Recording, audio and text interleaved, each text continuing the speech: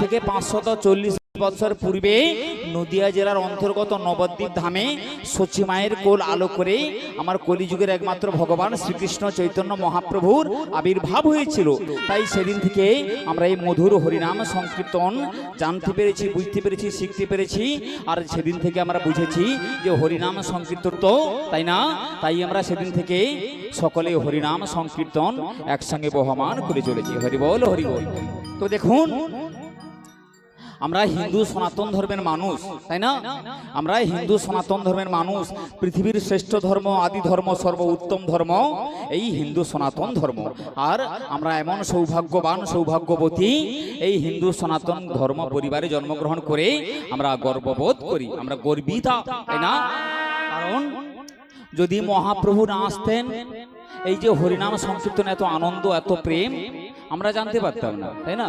তবে মহাপ্রভু এসেছিলেন আজ থেকে 540 বছর পূর্বে। তার আগের অবস্থাটা কেমন ছিল কি গো আমা, করে জানার চেষ্টা করেছেন? দেখুন, একটা কথা বলি, শুধু আর আমরা এমন সৌভাগ্যবান, সৌভাগ্যবতী এই হিন্দু সনাতন ধর্ম পরিবারে জন্মগ্রহণ করে আমরা গর্ববোধ করি, আমরা গর্বিতা, তাই না? কারণ যদি মহাপ্রভু না আসতেন, এই যে হরিনাম সংকীর্তন এত আনন্দ, এত প্রেম আমরা জানতে পারতাম না, তাই না? তবে মহাপ্রভু এসেছিলেন আজ থেকে 540 বছর পূর্বে। তার আগের অবস্থাটা কেমন ছিল কি গো আমা, করে জানার চেষ্টা করেছেন? দেখুন, একটা কথা বলি, শুধু হরিনাম সংকীর্তন শুনবো, নাচবো, গাইবো, চলে যাব, এটি করলে কিন্তু হবে না। এটাই কিন্তু জীবনের মূল কথা নয় যে হরিবাসরে এলাম, প্রসাদ পেলাম, একটু আনন্দ করলাম, নাচানাচি করলাম, চলে গেলাম। এটা কিন্তু এখানেই শেষ নয়। হরিনাম সংকীর্তন শ্রবণ করুন, হরিনাম সংকীর্তনের প্রচার করুন। কারণ দেখবেন, পৃথিবীতে একমাত্র হিন্দু সনাতন ধর্মবাদে আর যত ধর্ম রয়েছে তার প্রতিটি মানুষ তাদের ধর্মের প্রতি অনড় অটল। কেমন? তারা প্রতিটি মানুষ ধর্মের প্রতি আস্থা আছে, তারা প্রতি মুহূর্তে ধর্মের প্রচার করে চলেছে। কারণ আমার ধর্মের যেন আরো প্রচার ঘটে, আরো প্রসার ঘটে।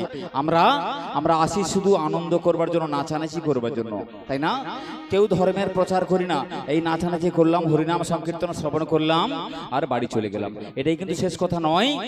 মহাপ্রভু হরিনাম এনেছিলেন আমাদের মতো কলিজীবকে হরিনাম জল দ্বারা ধৌত করবার জন্য। তাহলে হরিনাম আমরা কতখানি শিখলাম, বাড়ির পরিবারের সকলে যেন কৃষ্ণ ভক্ত হয়, ছেলে মেয়ে, নাতি নাতনি, ছেলে বৌমা সকলে যেন প্রত্যহ হরিনাম করে, গুরু দীক্ষা গ্রহণ করে, গলায় তুলসীর মালা ধারণ করে, তাই না? তবেই তো হরিনাম গাওয়া সার্থক হবে, তবেই তো তুমি গর্বের সাথে বলতে পারবে আমি হিন্দু। কিন্তু দুঃখের কথা কি জানেন, আমরা হিন্দু সনাতন পরিবারে জন্মগ্রহণ করেও আমরা হরিনামকে চিনলাম না, ভগবানকে জানলাম না, আমাদের ধর্মগ্রন্থ কি তাও জানলাম না। কি গো, যদি জিজ্ঞেস করি তোমার ধর্মের নাম কি, জানবে না। যদি বলি তোমার ধর্মে ভগবানকে, অধিকাংশ মানুষ জানে না। যদি জিজ্ঞেস করি তোমার ধর্মগ্রন্থে